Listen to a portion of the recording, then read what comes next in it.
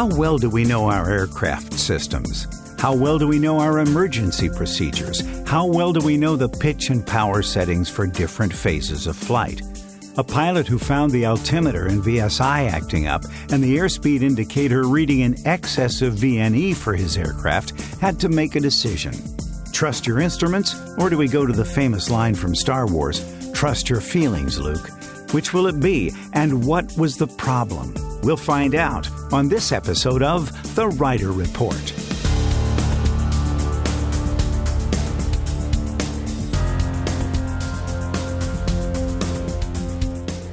Hello everyone, I'm Rob Ryder, and welcome to episode 15 of AvBrief's Rider Report podcast, brought to you by Avemco Insurance.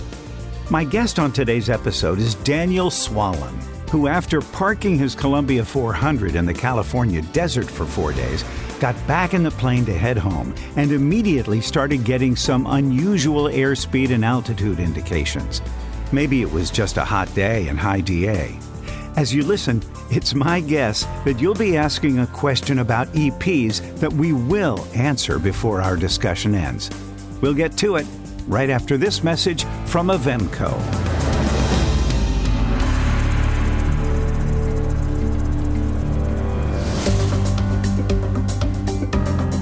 If Oshkosh is on your flight plan this summer, be sure to add Hangar A, booth 1158 to your list. Team Avemco will be there all week, answering questions and helping pilots understand their insurance options. Stop by and say hello. Grab your free Avemco hat and other swag while you're there, while supplies last, of course.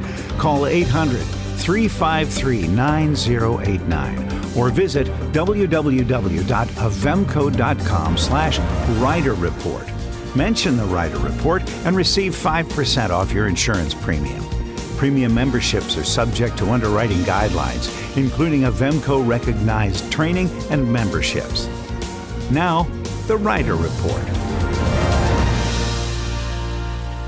My guest today on the program is Daniel Swallen, and his story is one that has gotten my attention in a big way because what the problem was is something that I've not ever come across. And pitot static systems are very, very important to how we fly our plane and what we end up doing as we rely on those things.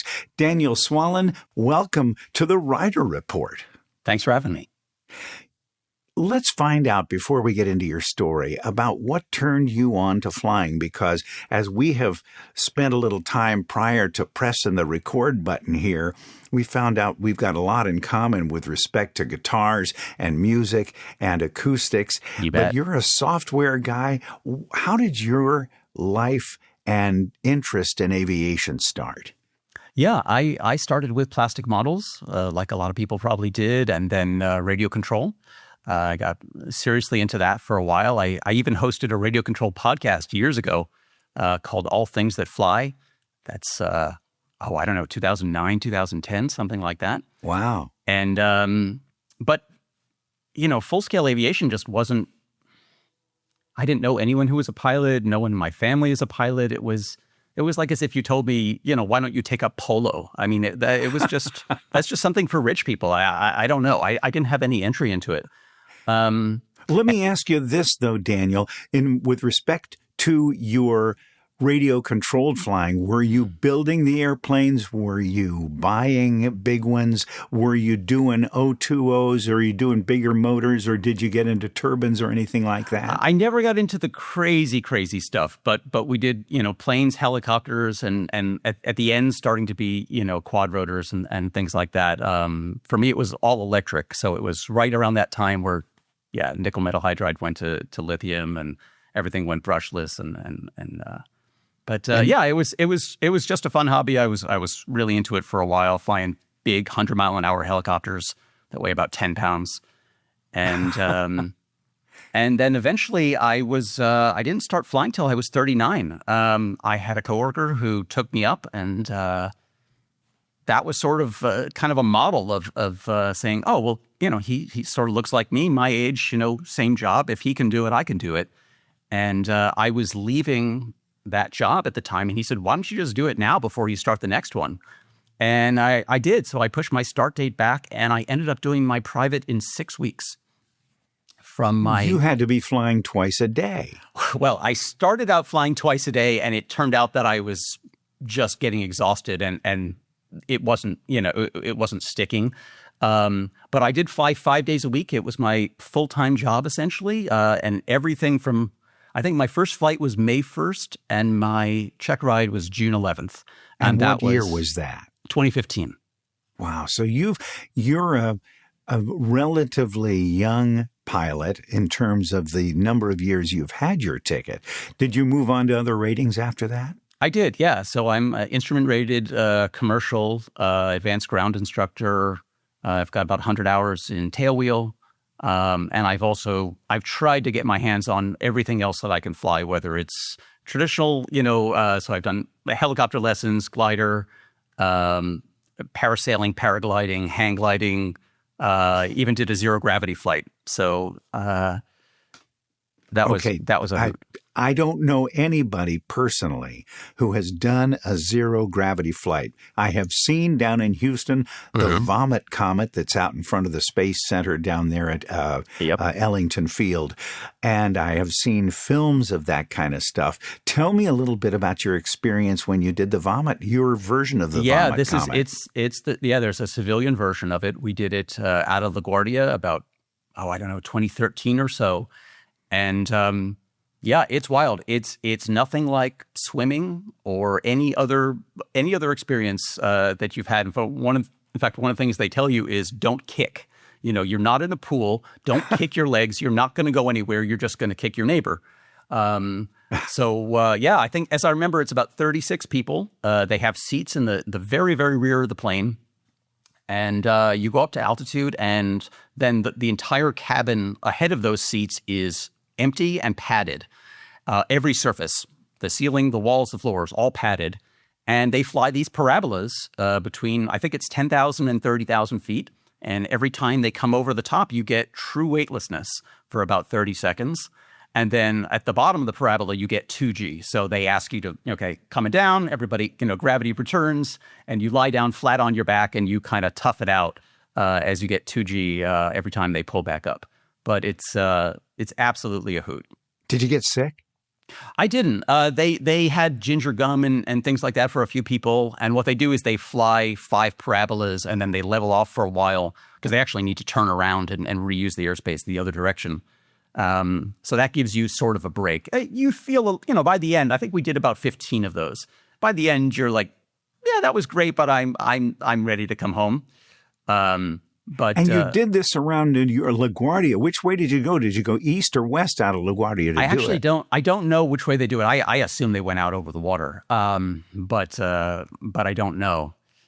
But it was a hoot. And I think on the second to last one, they gave us some peanut M&Ms that we could actually float in the air above us and try to catch them. And on the very last parabola, they gave us the tiniest bottles of water you've ever seen. I mean, maybe 1.5 inches tall. And you could just try to get, the water droplets and try to, of course, you're never going to grab them, but you try. And then when the gravity returned, you see them actually fall and splash. So it's ludicrously expensive. I think it's doubled since when we did it, but it was a memorable experience. My goodness. Well, that's something that I probably would be throwing up. I do not do G's well, and I've never even thought of being weightless.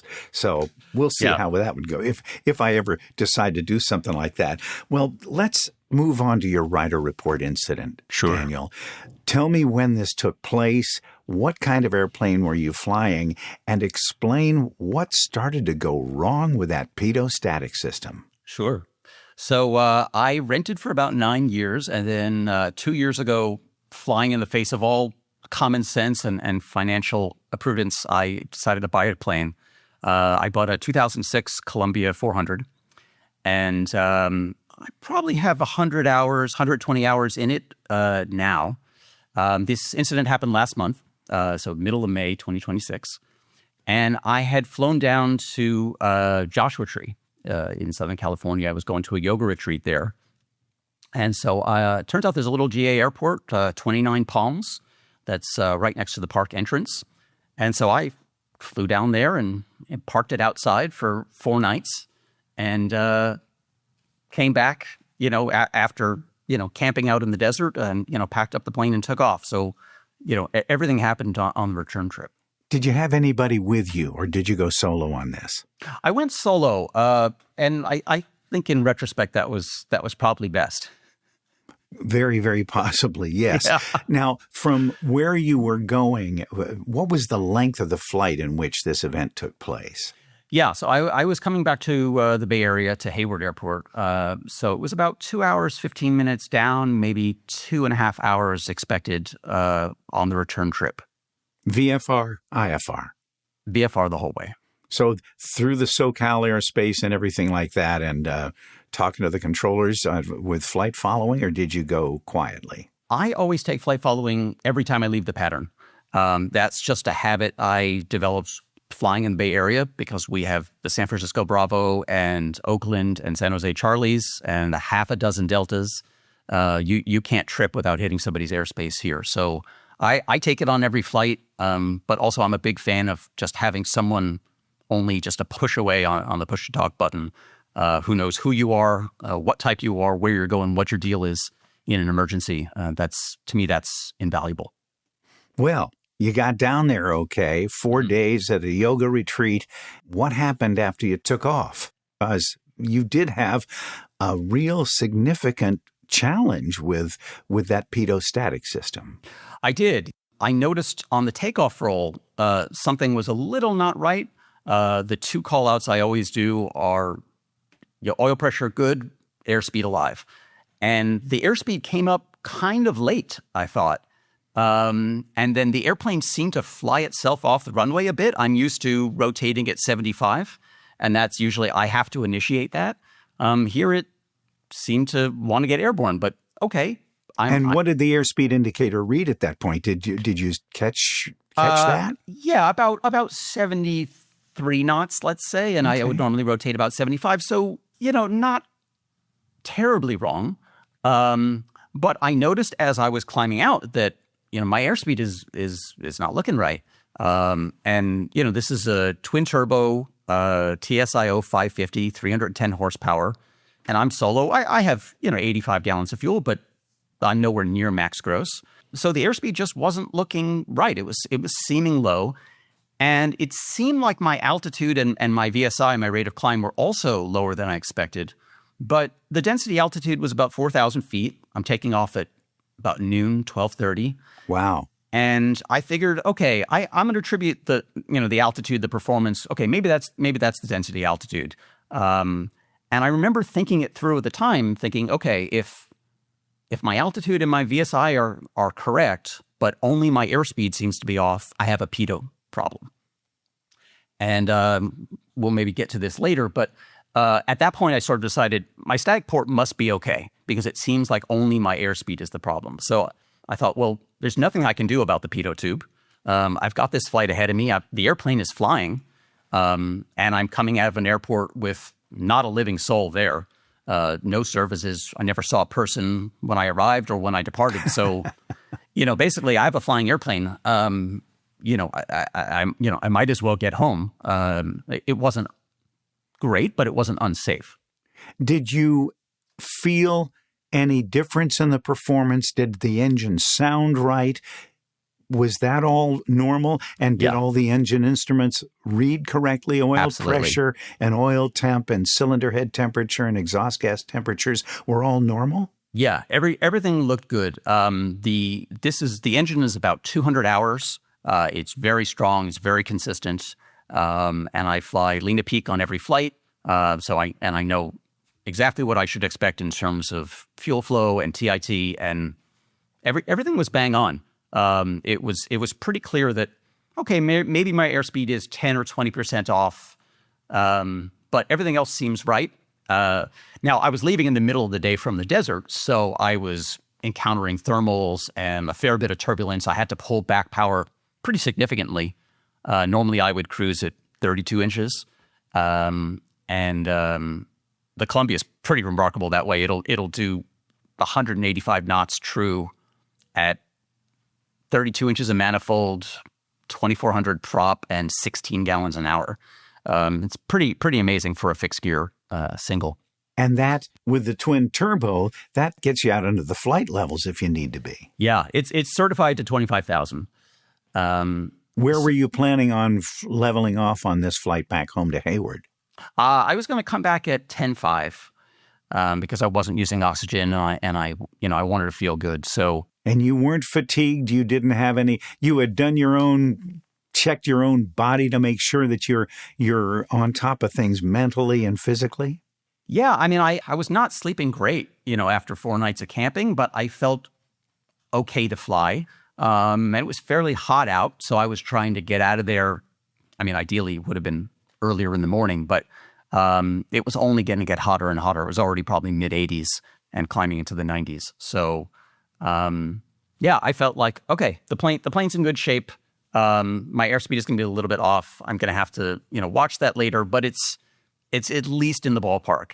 The challenge, though, as the flight continued, was I found that I couldn't use the autopilot. And I thought, okay, well, maybe I'm getting some thermals here, in the desert. There were times where the sight picture looking out the wing, I could see, okay, I'm nose down a bit, trying to maintain altitude. Something is not adding up here. And as the flight continued, I started to suspect that, actually, it seems like my altitude may also be wrong. Again, maybe 10%, not huge, but maybe lagging or, I eventually settled down after I cleared the terrain. I settled down at 8,500.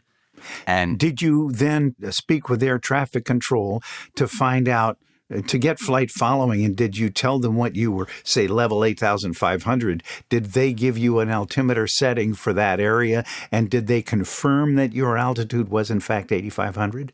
Yes. So I took flight following as soon as I was able to raise someone down there and ended up going, I think, near Palmdale and then turning further north. There's a bunch of restricted airspace that I had to dodge. But yeah, everything seemed pretty reasonable. But of course, my transponder is only transmitting the barometric altitude that my instruments see. So that's not necessarily my true altitude. Of course. So they think you're level at 8,500. You don't. So at this point, you really didn't know what your altitude was. Right. And so at that point, I started using my tablet. So I brought up my GPS altitude and my GPS ground speed on my tablet. And with what kind of ADS-B receiver? Using my built-in transponder. So I have a Garmin 345R, and then it connects via Bluetooth to the tablet. Okay. And you also have a G1000 in the airplane as well. Correct.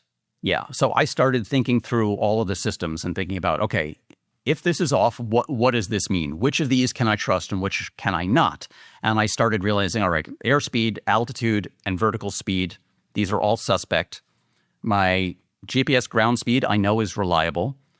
As a consequence, I also know that my winds aloft is going to be wrong because it's essentially computed from those two values. So as we got further and further into the flight, my winds aloft started reporting numbers that were clearly not correct. And how far off were they? What were they telling you? Well, they weren't bad initially. By the end of the flight, yeah, when I started into the descent, that's where sort of all of the values started to go haywire. So you were fat, dumb, and happy talking to SoCal all the way up there to NorCal, and then you wanted to descend, and they thought, you could have been at an altitude that could have put you nose to nose with an IFR airplane, right? Yeah, so I was cross-checking with GPS altitude the whole time, and I would stay. Now, of course, you expect that to differ perhaps by a few hundred feet from barometric altitude, but I was checking that and hand flying the whole way, and so I was keeping it around 8,500 GPS altitude the whole way. So the cruise portion of the flight was, more workload, and I was trying to diagnose the problem further, but things didn't really get spicy until I was approaching the Bay Area. Well, let's talk spicy. What happened? Well, I had the presence of mind to realize, okay, I'm coming up on Bravo airspace, which is, for SFO, and so I'm going to be encountering these shelves the last thing that I need, on top of everything else, is to bust Bravo airspace. So I called NorCal and I told them, hey, I think my altimeter is unreliable. I'd like a Bravo clearance, even though I was still maybe even south of San Jose at this point. I'd like a Bravo clearance at 8,500. They said, no problem. They're incredibly accommodating. They said, we're going to keep you can stay where you are for a while. We're going to need you at 6,500 in a little bit as the Oakland arrivals would eventually conflict. But you're good for now. They were very happy to work with me. So love these ATC guys when they're willing to make sure you're okay. I can't stress that enough. I think whenever you're in trouble, and if you say so, not only air traffic, but other pilots immediately will just get out of the way or assist in any way they can, because we all can imagine what it would be like to be that pilot. Sure. I have had such good experiences over the years, especially since I've owned an airplane, with air traffic control. Even when I have to ask for something, a clearance with intersections that I don't know the letters for. Right. But they're always so good. And they were obviously good to you on this. So they figured they're going to have to get you down to 6,500. What happened after they called that altitude for you? So at some point they asked me to begin a descent, which I did. And 30 seconds to a minute later, they call back and say, hey, we don't see you descending. What's going on? And I said, I explained to them that my transponder is using barometric altitude. It's the fourth system in the plane that uses it, and we often don't think of it. We only think of airspeed, altitude, and VSI. And I said, listen, you guys are going to see whatever altitude I'm seeing, which is just wrong. So they understood that, and they asked me to turn off my mode C, which I did. So what we agreed on is that I would just call them and advise them of my GPS altitudes as I was descending, and that worked out very well. Everything's fine. So what happened? Yeah. Everything's fine, we think? Well, everything is, everything is okay on that front. And I don't remember, there's a couple of things that happened here, and forgive me because I don't remember the exact sequence. I did also tell them, please call ahead to Hayward Tower. Tell them that I need the longer runway. So we have 28 left and 28 right, and that's a big difference. It's 5,700 feet on the left and only 3,100 on the right. And I told them, let them know that I'm going to need 28 left and that I'm going to, need priority handling there. And they were nice enough to call ahead. I was still, 20 or 30 miles out. How were your nerves at this point? That's a good question. I had the presence of mind to think ahead enough that I thought, okay, let me tell them in advance what's going on so there's no surprises. And also I had enough time to sort of rehearse how I was going to do this approach. But the other item that happened roughly at the same time was, as I started this descent, my indicated airspeed started to climb. And rapidly, I was well into the yellow arc and is starting to come up towards VNE. So I've already backed off my power from 32 inches. Maybe I'm at 27 inches. I come back to 25, 22 inches of manifold. And the airspeed is still rapidly increasing. But the airplane didn't sound or feel like it was going too fast, Absolutely. Did it? And I verified that with my ground speed, which was GPS was showing I was doing 150 over the ground. I was looking at the sight picture. I am clearly doing a moderate descent. Turned out I looked at the data later as maybe 700 feet a minute descent. And I'm down at 17 inches of manifold. But it becomes pretty clear that the barber pole is coming up. And there's there's no way that I'm going to get on the ground unless I go past VNE indicated. And it was one of these moments. It was kind of, how in instrument training we learn to ignore our inner ear, ignore our senses and trust the instruments. Trust the instruments. Exactly. And this was the exact opposite. This was, I know this airplane. I know the power settings I've got. The instruments are clearly wrong. And I have to trust my senses. And you are severe clear. Yeah, thankfully the weather was cooperating. So that was not a factor. And so as it came up, I said, all right, we've got to do this. Even though it felt deeply wrong, VNE in the Columbia is 235. So I went through that. In fact, I didn't even know what the G1000 was going to show.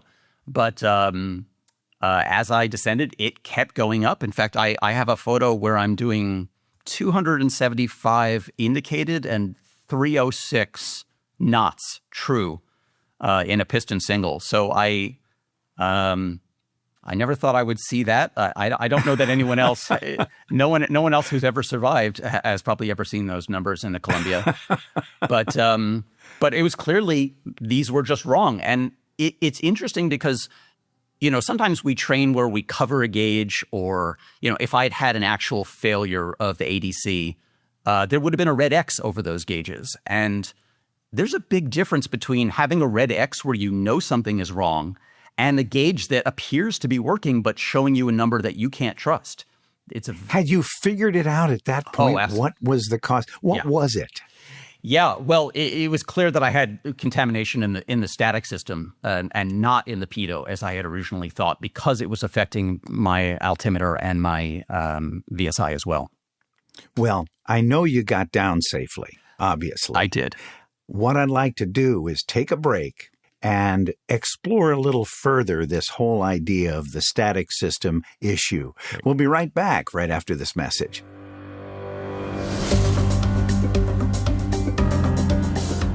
AirVenture is all about connecting with fellow aviators. This year, stop by Hangar A, booth 1158, and meet Team Avemco. Since 1961, Avemco has provided personalized aircraft insurance with direct access to aviation underwriters who understand what you fly and how you fly it. And while you're there, be sure to get your free Avemco hat and other swag while supplies last. Call 800-353-9089 or visit avemco.com/rider report for a free quote. Tell them the Rider Report sent you and save 5% automatically. Premium credits are subject to underwriting guidelines, including Avemco-recognized training and memberships. Now, back to the Rider Report. We are back with Daniel Swallen, who figured out that there had to be a problem not in the pitot system, but in the static system part of that whole deal that was causing erroneous indications on a G1000. And I'm going to ask a question here shortly that probably everybody who's listening to this is asking at the same time, but you've got a little more that you need to present before I ask you that question and let you defend yourself. That's right. Yeah. So there were two other things that happened that were really interesting. One of them was that even though I had advised NorCal that I was going to need the longer runway and they had called ahead to Hayward, a minute later they came back and said, I've got a Challenger jet on a long straight in for 28 left. He's going to pass you on your right and then land on your runway, And I told them, I am unable to do a go around. The pattern on 28 left is 600 feet AGL. It's a handful on a good day with such a powerful plane. Between not busting altitude and not overspeeding your flaps, it's already a handful. And there was no way that I was going to make it all the way back home and then stall and spin, in the pattern because of a jet. So I told them, listen. Because you're concerned about wake turbulence at this point, right? Actually, not the wake turbulence. I was concerned that if they weren't off the runway, that I would have to do a go around. And I was just not, there's no reason to risk a go around. And so I told them, listen, unless you can guarantee that he'll be off the runway by the time I arrive, I'll have to declare an emergency. And again, NorCal was super about it. They said, no problem, your runway. They called the jet and said, all right, we just need to give you a couple delay vectors. We got a possible emergency. The jet was totally friendly about it as well. Wow. Everybody just really stepped up to help, and I appreciated that. So that kind of set me up for a long straight in, which is good. I'm still in the descent. I'm looking at speeds, turboprop speeds in a piston single. And then right about when I got to 3,500 feet, whatever debris must have been in the system cleared. I don't know what happened, if the pressure equalized or whatever happened, but I'll tell you, my airspeed indicator and my altimeter both spun like a Vegas slot machine. It was unbelievable. I mean, I went and looked back. I mean, it was probably, I would say it was 1,000 feet a second descent because the VSI went right off the bottom. and it dropped from 7,000 feet to 3,500 in 5 seconds. I mean, it just, oh my gosh. Yeah, and spun down, from these crazy airspeeds that I clearly wasn't doing down to something reasonable. But that put me in a bind because I still didn't trust them. It would have been very easy at that point to say, okay, the problem is resolved and I can trust these instruments and I can land. But I thought, well, I don't know that they're still not off by 10% or that it's not going to happen again. And so I came up with a game plan, which is I'm just going to fly known power settings and known configurations. And I called Hayward Tower when they finally handed me off, and I said, okay, what's the latest winds? I think it was about 12 knots, slightly from the left. And I figured, okay, I've probably got a 10-knot headwind. I'm going to basically add that to my GPS ground speed, and I'm going to treat that as my airspeed.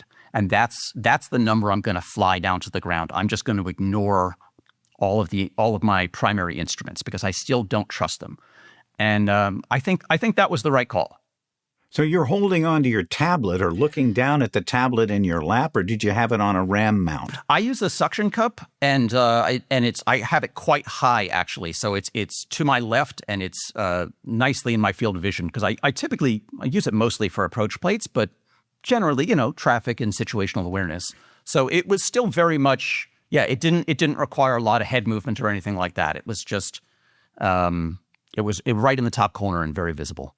A couple of things come to mind, Daniel, one of which would be, would you have considered asking for vectors to the final approach course for an ILS approach where you could have flown the approach based on radio signals rather than the pedostatic system? That's a great suggestion.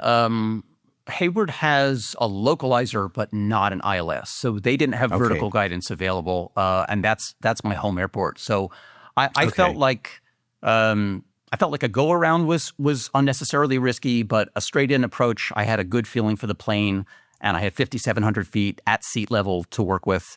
I felt very comfortable with the landing. Okay, good. Mm-hmm. Well, can I ask the question now? Please do.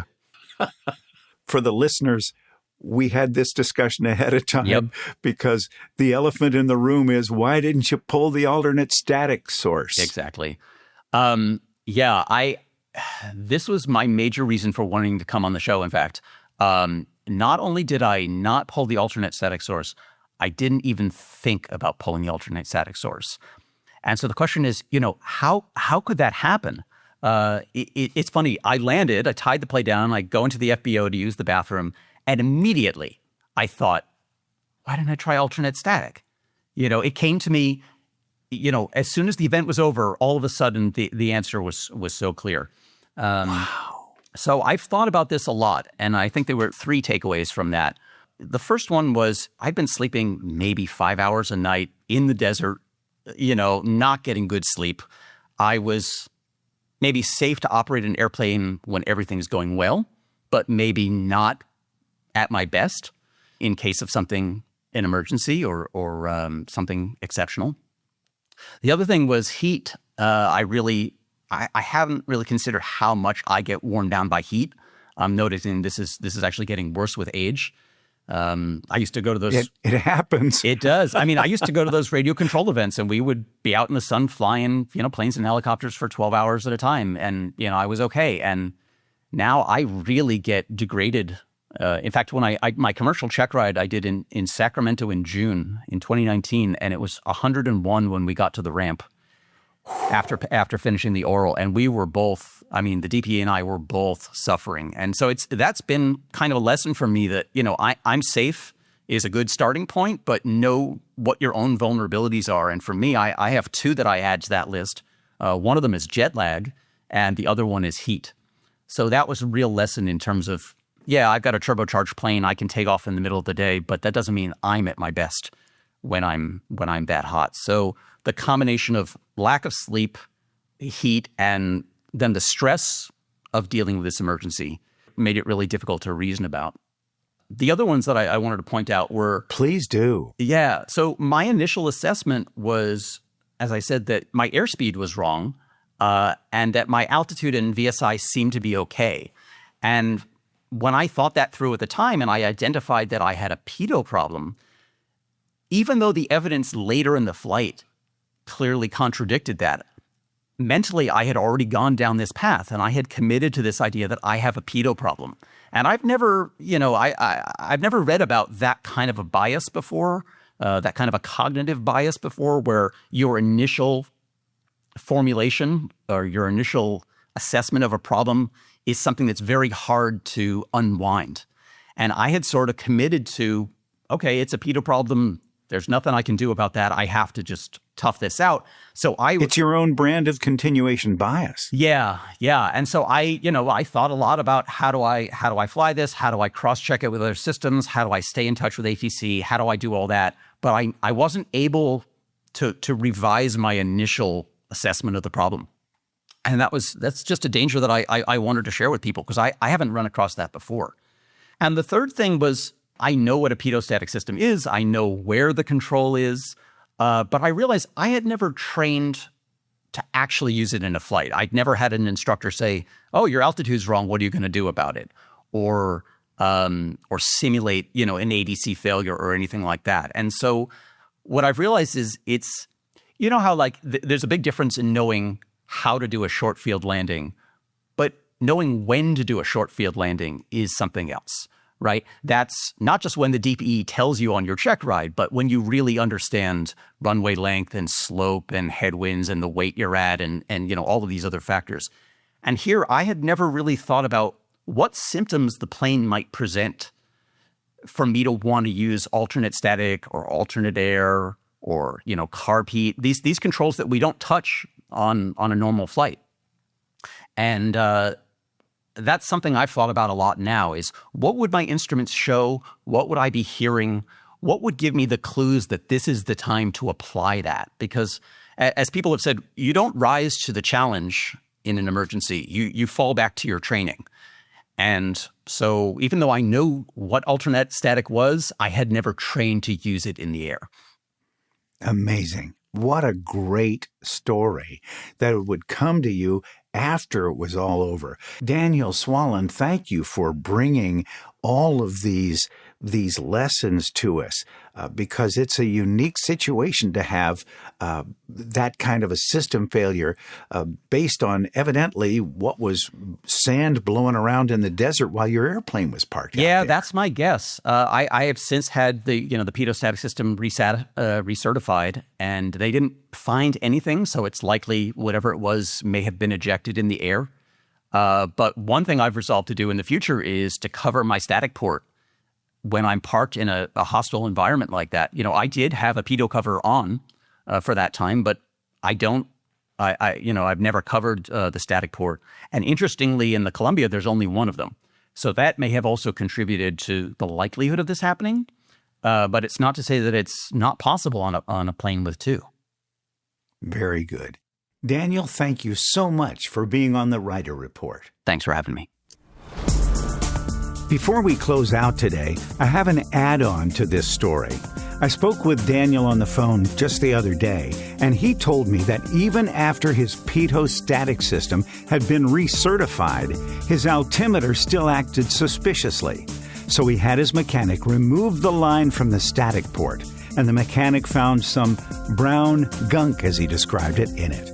Daniel says he doesn't know if it was from the desert or accumulation from years of being parked outside, but regardless, things are working properly now.